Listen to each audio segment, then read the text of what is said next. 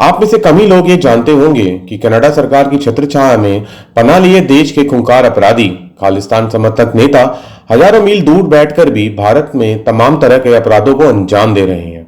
भारत को तोड़ने के लिए दंगे करा रहे हैं, खालिस्तान समर्थक नारे लगवा रहे हैं, रैली करा रहे हैं। जगह जगह खालिस्तानी पोस्टर लगवाने के पीछे भी कनाडा में बैठे खालिस्तान नेताओं का ही दिमाग चल रहा है। यह भी पता चला है कि कनाडा में बसे अपराधियों का एक पूरा नेटवर्क पंजाब के गायकों, फिल्म निर्माताओं, खिलाड़ियों, क्लब मालिकों को धमकियां देकर अवैध वसूली कर रहा है और साथ ही पाकिस्तान की खुफिया एजेंसी आईएसआई के इशारे पर भारत में हथियार और नशे की सप्लाई भी कर रहा है। देश की नेशनल इन्वेस्टिगेशन एजेंसी समय समय पर कनाडा में इन अपराधियों के खिलाफ कार्रवाई करने की मांग करती आई है और हाल ही में नेशनल इन्वेस्टिगेशन एजेंसी ने इन अपराधियों का पूरा कच्चा चिट्ठा कनाडा को सौंपा है। इसमें भारत ने कनाडा में बसे उन 9 अपराधियों और खालिस्तानी समर्थक नेताओं के खिलाफ कड़ी कार्रवाई की मांग की है, उन्हें भारत सौंपने की बात कही है जो भारत के दोषी हैं। इन सभी के ऊपर भारत में हत्या, आगजनी, लूट, देश विरोधी हरकतें, वसूली, हवाला जैसे गंभीर अपराधों के मामले हैं और यह सभी कनाडा बैठकर देश के युवाओं को बहला फुसलाकर, लालच देकर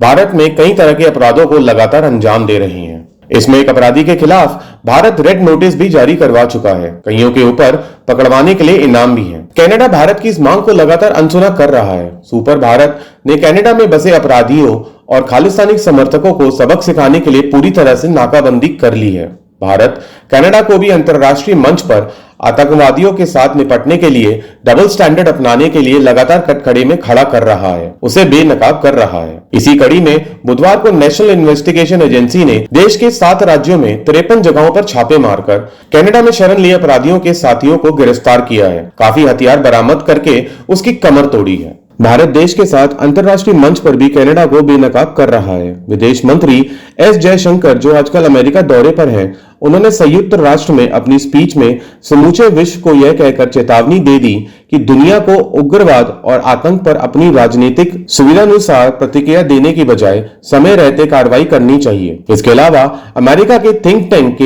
एक और प्रोग्राम में विदेश मंत्री ने कनाडा की खिंचाई करते हुए कहा कि फ्रीडम ऑफ स्पीच की दुहाई देकर कोई देश दूसरे देश के अपराधियों को पनाह नहीं दे सकता। इस पूरे विवाद में भारत और कनाडा के रिश्ते खराब तो हुए हैं, लेकिन साथ ही भारत से उलझने के कारण कनाडा की अंतर्राष्ट्रीय छवि को भी गहरा नुकसान पहुंचा है और उसे अपराधियों को शरण देने वाले देश के रूप में जाना जाने लगा है।